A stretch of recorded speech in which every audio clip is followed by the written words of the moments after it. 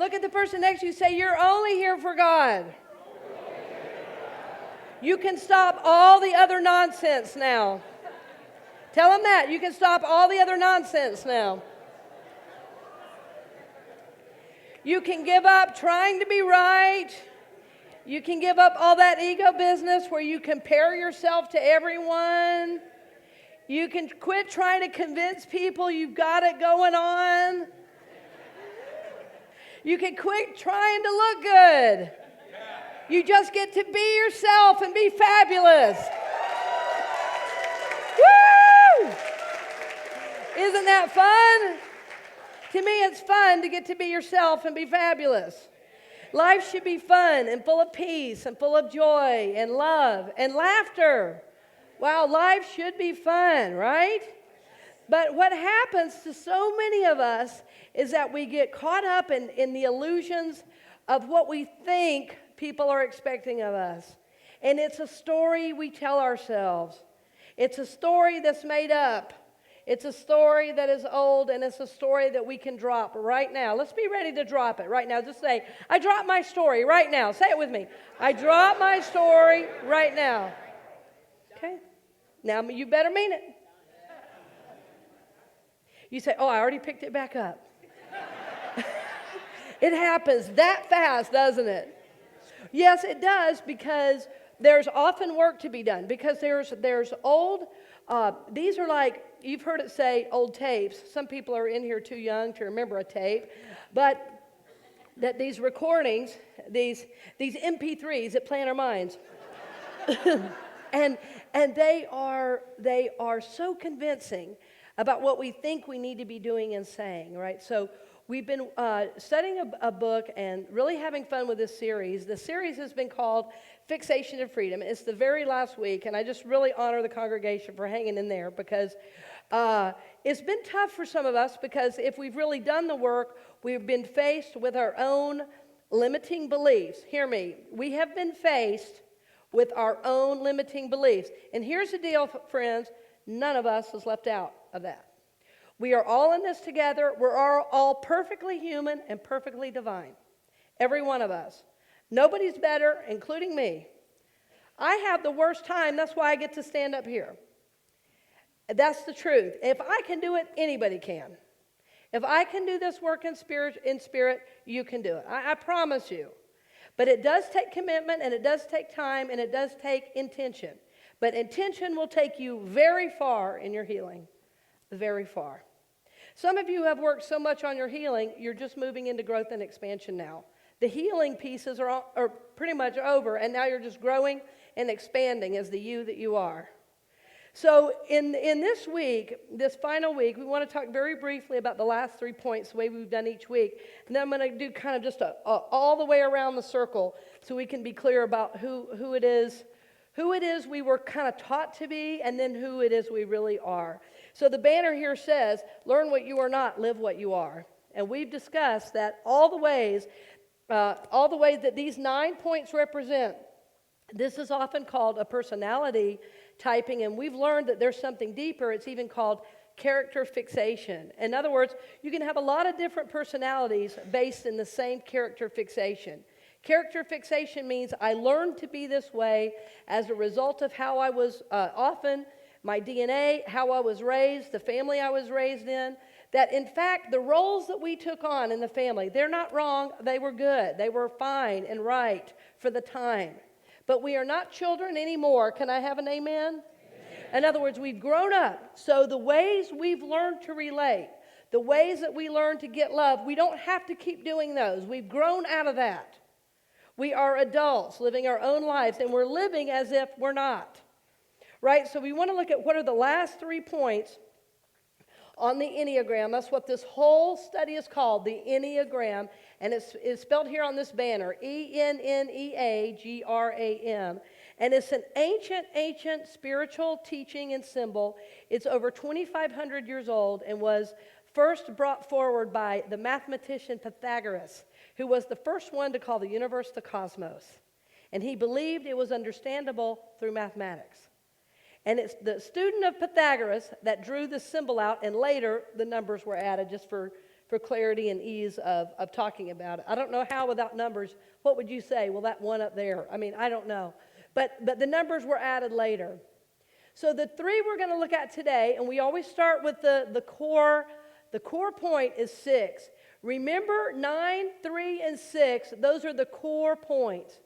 We decided first week 9 was the core, core anger point, even though 9s have an amazing absence of anger. It's so repressed and suppressed that it doesn't come forward, right? And then the 3 we talked about last week, the 3 is the core what? The core image point, which means I'm getting my self-worth from what people say to me, how people praise me, how people acknowledge me. And usually, if I'm a 3, I'm working myself to death. I'm exhausted. I'm not talking about me here. I'm just saying everybody. Anybody who's a 3 overworks. I'm not a 3. So a 6, which is one we're starting with today, as it says on the banner here and up here, is the core fear point. Now, we've also talked about ultimately these are all in fear because they're not living from soul. They're all trying to get something for something else, right? So if you're a 9, you're trying to, you're making peace. If you're a 3, you're performing. If you're a 6, you're trying to find safety, but it's all ultimately out of fear.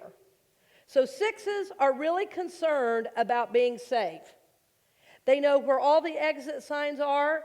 They doubt and question everything, and sometimes they even doubt their doubts. They say, well, maybe I'm not right after all. That's a 6. Let me just mention this. I forgot this last service. These 3 are all centered in the body, in anger. These 3 are centered in emotions. These 3 that we're studying today are centered in the mind. The 6, their talking style is laying trips. They lay trips on themselves all the time, and other people too, but mostly themselves. And 6s, even though their core fear point, have an amazing absence of fear in the outer. They are often very good police officers and public servants, 6s, because they're very loyal and they're loyal to a cause. They want to belong. They want to be a part of something. So even though there's a lot of fear, you'll see a 6 not exhibit fear at all, but fear is always running in the mind. And it's figuring, doubting, and then doubting the doubting. Yeah, so that's the 6. And with all of these, remember we've talked about there's positive and negatives too about how we are in the world. Remember that each one has a positive, each has a negative, but still, even if you're in the positive, you're still ultimately not coming from the soul. So the good news is, thank goodness there's positives to all of these. And that the soul then uses those aspects of the personality to do the soul work. So that to me, that's amazing. 6s, so 5s, let's go to 5s. 5s tend to be very withdrawn. 5s are the child in the library, behind the computer. Online gaming is a favorite for a 5. Disconnection from others is the most comfortable. And again, this isn't right or wrong. This is how 5s learn to survive. All of these that we're describing are survival techniques. 5s are very removed. They tend to be disconnected. But 5s, hear me 5s, I'm not saying nothing bad about you, because 5 have all these gifts to give that are really hidden, that you've been hiding behind a book and not sharing. Now, if I said to a 5, which I said last service, to grow, you need to go to a meetup group, a 5 would scream. Because they did last service. Now, a 3 would say, let's go. And a 7 would say, well, I'll go for a minute, but then I've got something else to do. But a 5, a 5 says 1 maximum, somebody new. If I don't know him, I'm not going. See, I don't feel like I can connect. 7s are Sevens really in their character fixation tend to be super narcissistic. This is what I want. I don't care what anybody else wants. Sevens are very busy too, a lot like the threes. They tend to jump from thing to thing to thing. And if they are at an event, they're always planning the next event the same night. You know, so that's the seven. And somebody's saying, and what's wrong with that? Right, exactly. Right. So that's a seven. God bless you. You're going to heal. Just don't worry. So all of these three are ultimately based in fear. But like the seven is really externally risking all the time. Taking big risks. That's the seven. So even though they are scared to death, they do the opposite, which is risk. The fives, see, go the opposite way. See, that's why they're on opposite sides of the six. The fives go the opposite way. They go all inward. So when we're thinking about all these, and I just want to run through them really quickly, and if you haven't been here, you might be going, what is she talking about? Just thank you for not leaving. The one, well, let's start. I like to go in the number order. It's just easier for people to understand. So the one is the perfectionist, and they're always doing the judging, but they're not even judging everywhere out here. They're judging themselves, always judging themselves, and it is a harsh inner critic. I want the ones just to love themselves. It's like the one needs to hear the words to themselves, I am okay. Not because anybody else says it, but because I say it. It's like I just want to tell the one, take a breath. Ones tend to overtalk. Ones tend to always, they start explaining things if no one's asked a question. It's because they take a look and immediately think they're being judged, and so then they have to explain the behavior because they're just terrified of being wrong. That's the one. So the one soul growth might be what? To know I'm okay. Yeah, to know I'm okay. The twos are the helpers. They go out, they help. But when they help, they want something in return. So the helping's not clean. Might be for a while, but remember, nobody's ever going to help as good as a two helps. So it's never going to be enough. So the twos have to learn how to help themselves. That's the soul growth for a two. Learning to know what they need and helping and doing what they need for a change. The threes that are performers, always going outward, these need to stop and rest. If I said to a three, don't take your work on vacation, they would think I had lost my mind. So threes need to unplug from work for a day, for 2 days, 3 days, and just be. Threes need to just be. Fours and fives are really interesting how they're kind of stuck down here on the Enneagram. The fours are full of being elite and different and unique, and they spend a lot of time and energy with that. So just dropping some of that need to be elite and different can really, really help a four, and also to connect, because fours never really feel like they belong. So like being a part of a spiritual community, being a part of something that they care about, and knowing that they're supposed to be there is really, really important for a four. Fours say things like, I don't know how I was born into this family. I never felt like I belonged. And now I've heard half the people in here say that, so you're not all a four, but I'm just saying these are the things. So fours always feel like a little like something's off and they don't belong. Right? So to belong is so important for soul growth. It's such a growth step. And I know as I'm saying all these, so many of you in here have been doing soul work for a very long time. And you might say, well, a lot of these I don't do anymore. And that's true, but there's still more growth to go. Because what happens is we get to a certain place in our growth and we get comfortable and we forget to move past it. Amen? Say to the person next to you, don't stay too comfortable. You say, why not? This is fun. Yeah. It hurts, but it's fun. Yeah. Okay, so the five, again, the observer, the five needs to connect, even if it's just with one person.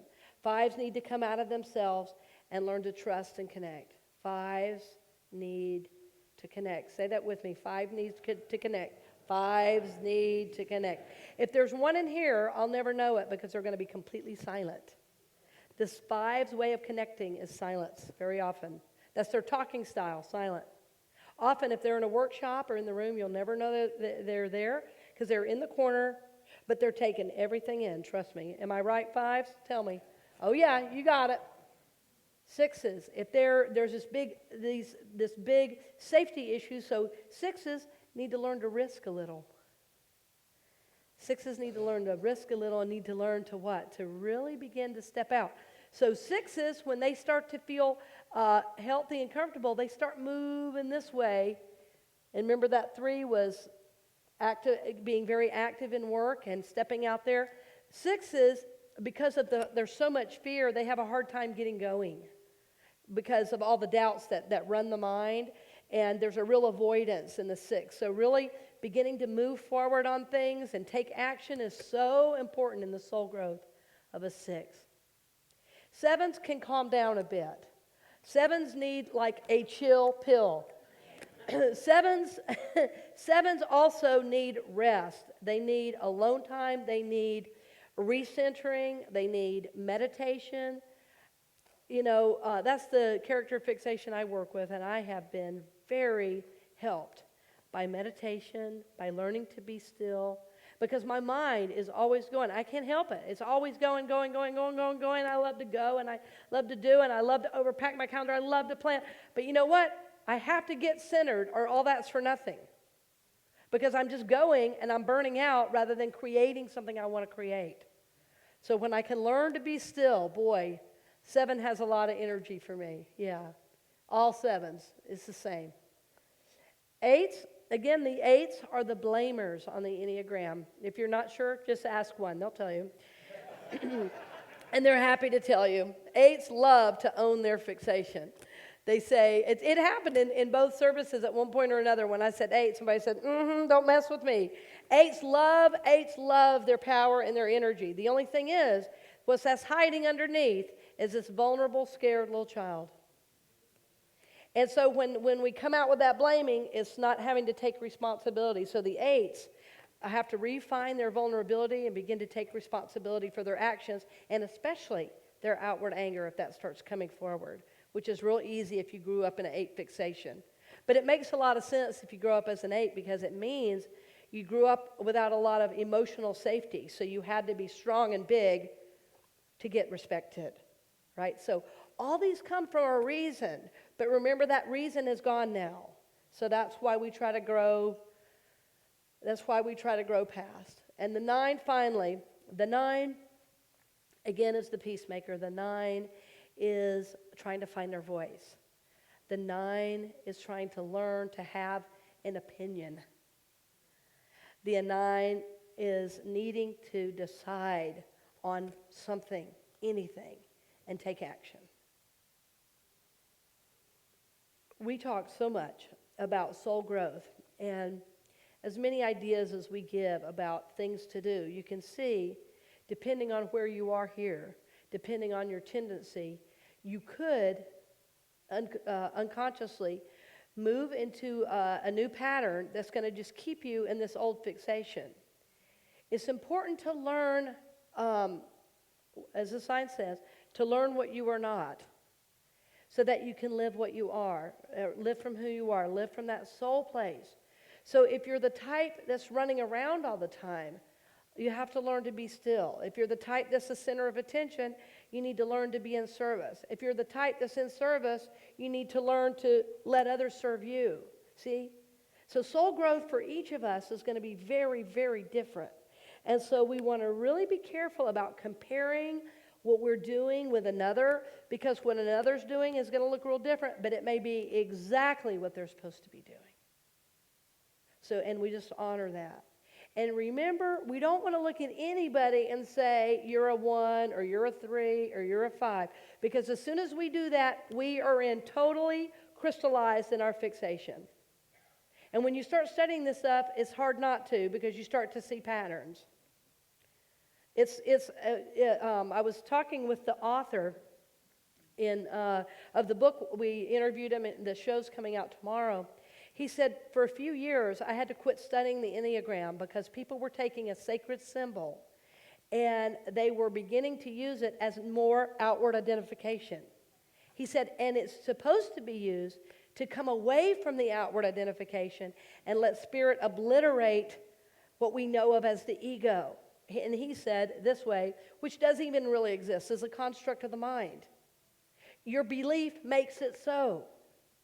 The truth is, each one of us is soul, pure God, pure bliss, pure light, pure love. We exist in the realm of Christ consciousness.